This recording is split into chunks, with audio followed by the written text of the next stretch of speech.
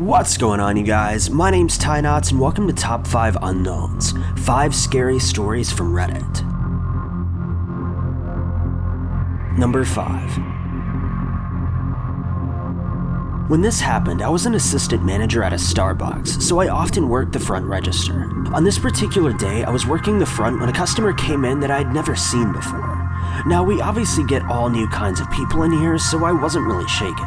This guy was older, probably mid-60s or so, wore a blue polo, shorts, and flip-flops. He looked completely normal. Now, I'm a very customer service-oriented person, so I always chat up my customers, and this was no different. So he places his order and he's about to walk away when he points to my necklace and says, "What is that? Some sort of pagan symbol?" He was pointing to my cross necklace. I reply, "Oh no sir, it's a filigree cross and it has my life verse on the back of it." He nods in understanding and approval and says, "Now you know that there's only one version of the Bible worth reading, right?" I knew what he was getting at, so I say, "I guess you're referring to the King James Version." Again, he nods in approval and reaches out to shake my hand.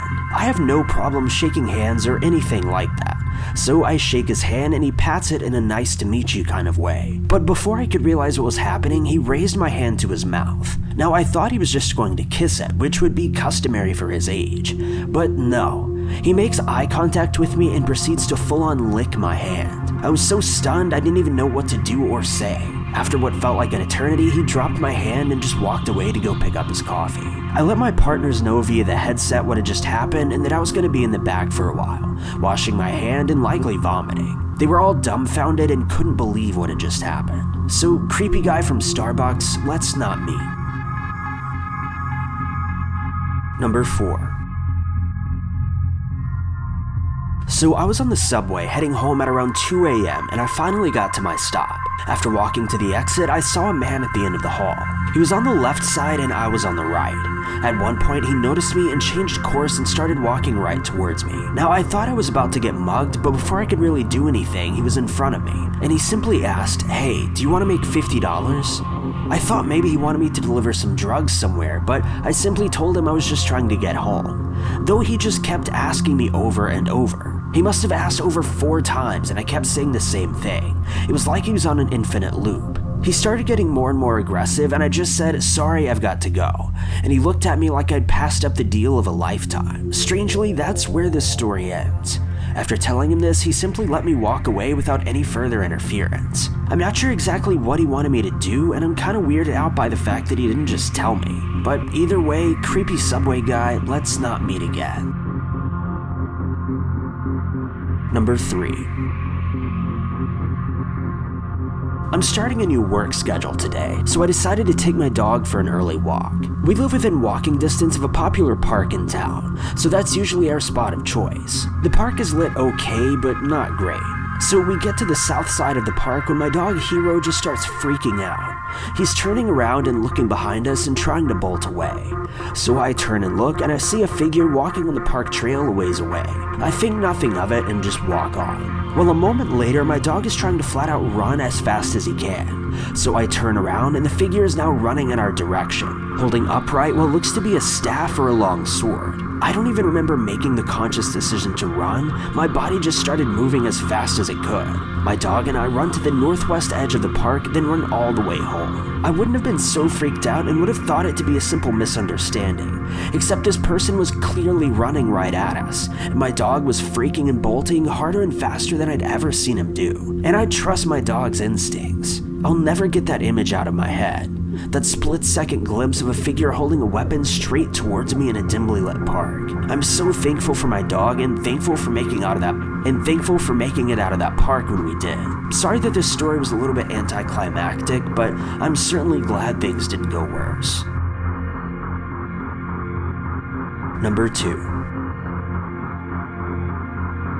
This event took place almost exactly 9 years ago. I was almost 8 years old and had gone to the bathroom at a mall.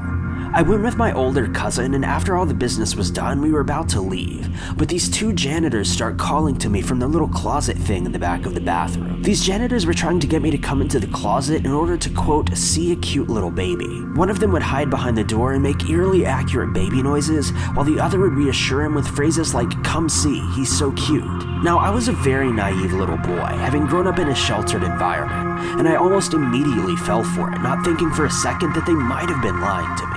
At this point, my cousin had caught on to their ruse and began telling me to come with him and go back to my parents, but I kept refusing. It got to the point where he physically grabbed me in a bear hug from behind to prevent me from going over to them. I never really thought much about this event until just a few moments before writing this, but looking back, I do believe those janitors wanted to hurt me or even worse. I'm eternally grateful to my cousin for doing what he did. And who knows, if it weren't for him, I might have become a sex slave chained up in some kingpin's basement right now. Number 1.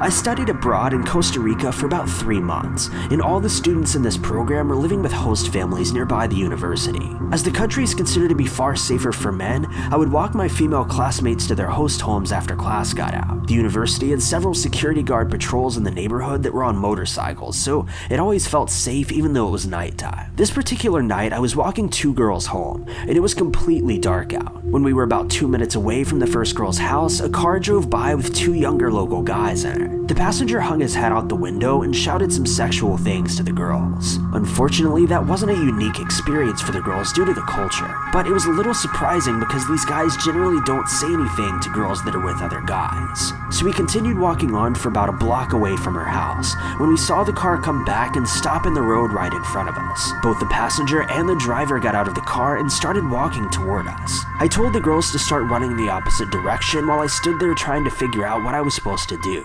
There were 2 of them and only 1 of me, and at least one of those guys was keeping his hands in his pockets, potentially hiding a knife or even a gun. Luckily, when the guys were only about 15 feet in front of me and I still hadn't figured out what to do, a security motorcycle came around the corner and sped towards us. The guys ran to their car and just drove away. The security guard followed us the rest of our walk home and would follow us every time we walked home for the rest of the semester. So, creepy guys from Costa Rica, let's not meet again.